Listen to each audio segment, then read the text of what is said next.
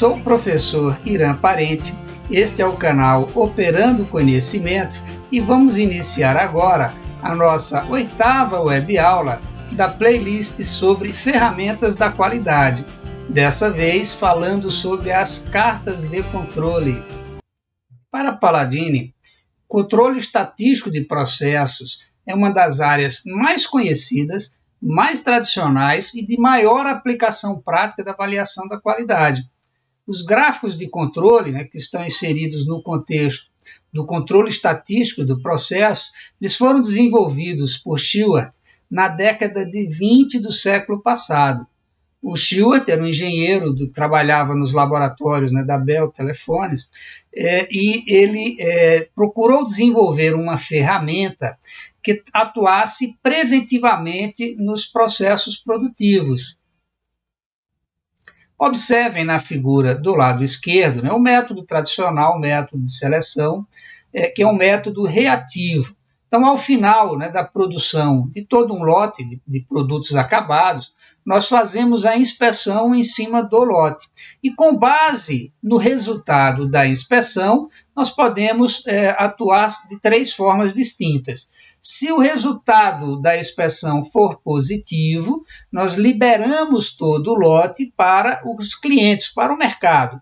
Se o resultado da qualidade medida nessa inspeção não for positivo, nós podemos retrabalhar as peças, os produtos acabados, se for possível, e após o retrabalho, que é um custo, um desperdício, é uma perda, nós submetemos a um novo processo de inspeção e caso não seja possível realizar o retrabalho, todo o lote vai ser refugado. Então veja, a ação ela é tomada após a produção de todo o lote. No método preventivo, no método de prevenção, o método desenvolvido pelo Shewhart através do controle estatístico do processo, nós atuamos durante o processo de produção. Nós vamos acompanhar a qualidade, vamos acompanhar a variabilidade do processo produtivo durante todo o processo. E ao identificar problemas de qualidade ou tendências que nos levarão a problemas de qualidade, nós vamos atuar neste momento. Então, o lote final ele pode ser liberado para o cliente porque nós atuamos de forma preventiva, não haveria a necessidade de fazer uma inspeção no lote ao final do processo. Os gráficos de controle ou cartas de controle utilizam muito o modelo da distribuição normal, que é o modelo mais importante de distribuição contínua, para variáveis contínuas. Nós não vamos aqui entrar no detalhe da distribuição normal, eu pretendo posteriormente fazer um vídeo específico sobre o controle estatístico do processo, onde a gente vai aí sim detalhar a parte mais conceitual do modelo de distribuição normal, mas vamos aqui dar só alguns conceitos para que vocês possam entender a utilização da carta de controle, ou dos gráficos de controle. A distribuição normal, vocês podem observar da figura, ele tem esse formato de um sino, um sino de boca para baixo. Ele é caracterizado unicamente por 2 variáveis, pela média e pelo desvio padrão. E mesmo que um processo não se comporte como uma distribuição normal, nós temos na estatística o teorema do limite central, que garante que, mesmo que os dados não sejam distribuídos segundo uma normal, se utilizarmos uma média de dados ou um conjunto de médias de dados, aí sim o resultado ele vai converger para uma distribuição normal. E através desse modelo nós podemos trabalhar com previsões, daí a importância do modelo. Mas observem a figura. Então nós temos aí no centro a média, nós temos aí a letra Mi embaixo, representando exatamente a parte aí média da distribuição, e nós temos os intervalos que são representados pelos desvios padrões. O que nós podemos afirmar através do modelo da distribuição normal é que entre a média e mais ou menos um desvio, que vocês podem olhar na parte inferior aí do gráfico, a média mais ou menos um desvio padrão, nós teremos aí 68,26% de todas as observações neste intervalo. Média mais ou menos um desvio padrão, 68,26% de todas as observações, de todos os dados. Se ampliarmos esta área para a média mais ou menos 2 desvios padrões, né, 2 desvios à esquerda, 2 desvios à direita da média, nós vamos ter neste intervalo 95,44% de todos os dados, todas as observações. Se ampliarmos ainda mais para a média mais ou menos 3 desvios padrões, nós vamos ter agora nesse intervalo, média mais ou menos 3 desvios, 99,73% de todos os dados, de todas as observações. E esse é o intervalo que nós usamos na construção dos gráficos de controle. Observem agora da figura do lado esquerdo do slide, nós temos a representação de um gráfico de controle.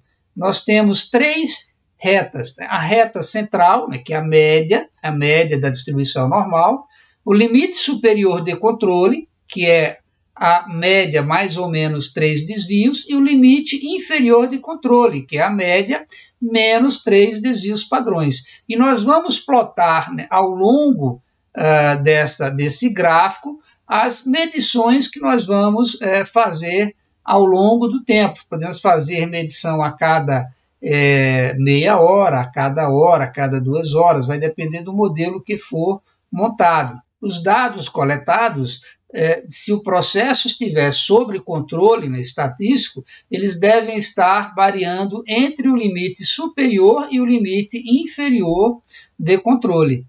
Então, nós podemos dividir o gráfico em 2 zonas. A zona 1, vocês podem observar entre as 2 retas em vermelho, é a faixa de normalidade. É a faixa entre o limite inferior e o limite superior.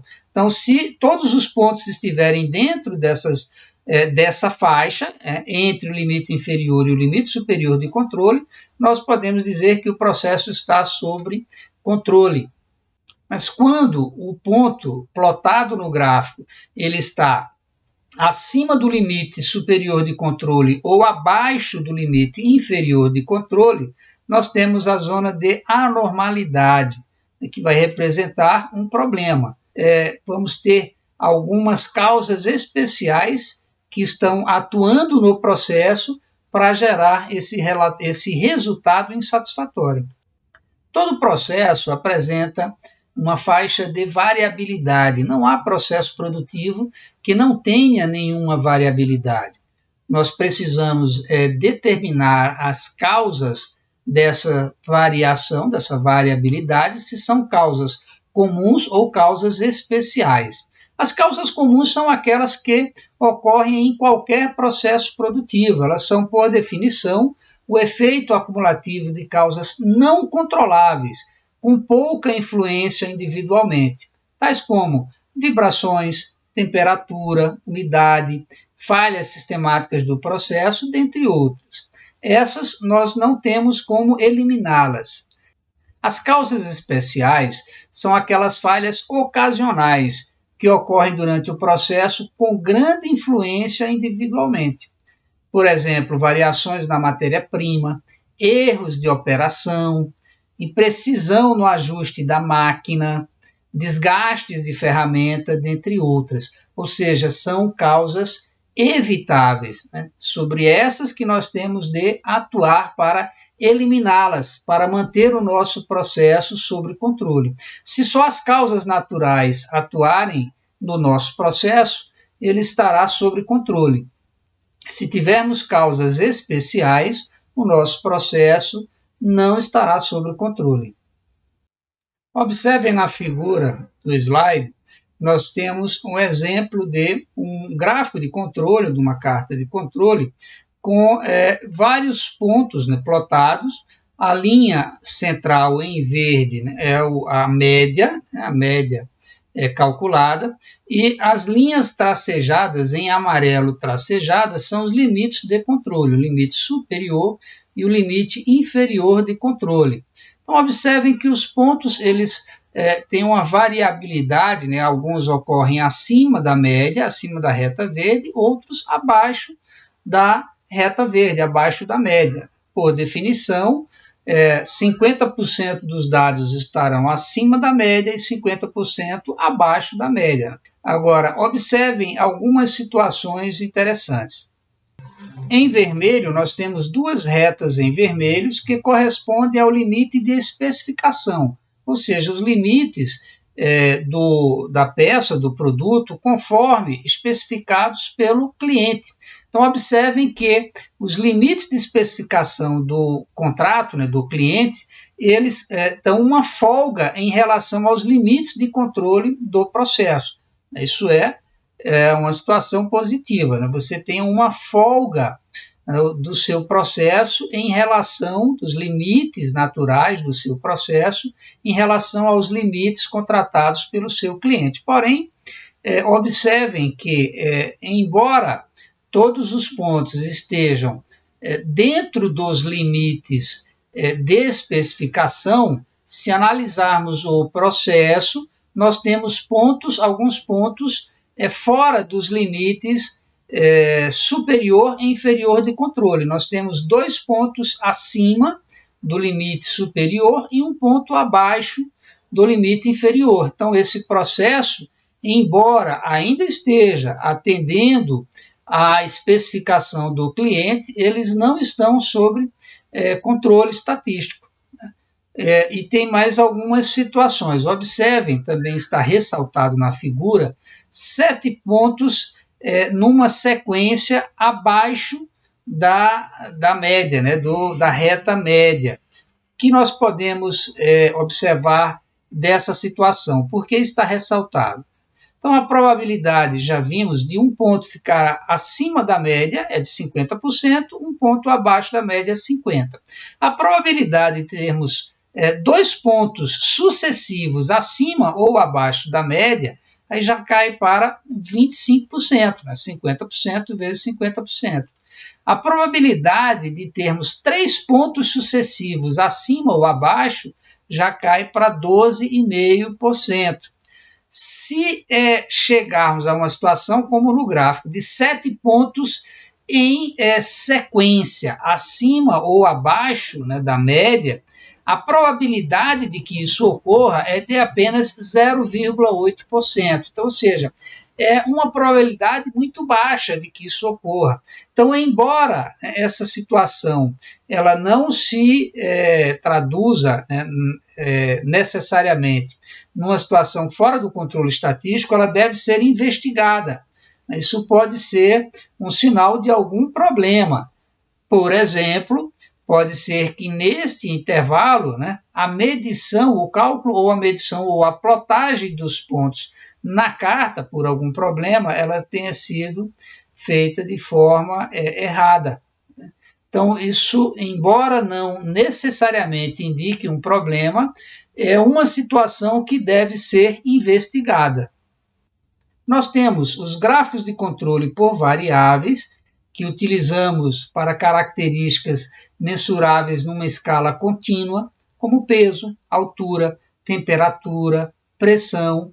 E, nesse caso, normalmente nós monitoramos tanto a média quanto a variabilidade. Os gráficos de controle por atributo, por sua vez, são utilizados para características da qualidade que são rotuladas e não medidas, como, por exemplo, quebras e trincas. E, nesse caso, nós temos 5 tipos de gráficos de controle especificamente. A carta P para a fração defeituosa, a carta U para defeitos por unidade, a carta C para defeitos por amostra, a carta NP quando nós avaliamos o número de peças defeituosas e a carta U quando avaliamos o número médio de defeitos por unidade. Não vamos, nesta web aula, abranger detalhadamente cada uma dessas desses tipos de gráficos de controle, mas posteriormente vamos gravar uma playlist apenas sobre o controle estatístico de processo, e aí sim nós vamos apresentar cada um desses tipos de gráficos de controle. Essas são as referências utilizadas nesta webaula. Se você gostou desse vídeo, dê um like, compartilhe, se inscreva nesse canal e nos encaminhe sugestões de temas para tratarmos nas próximas playlists.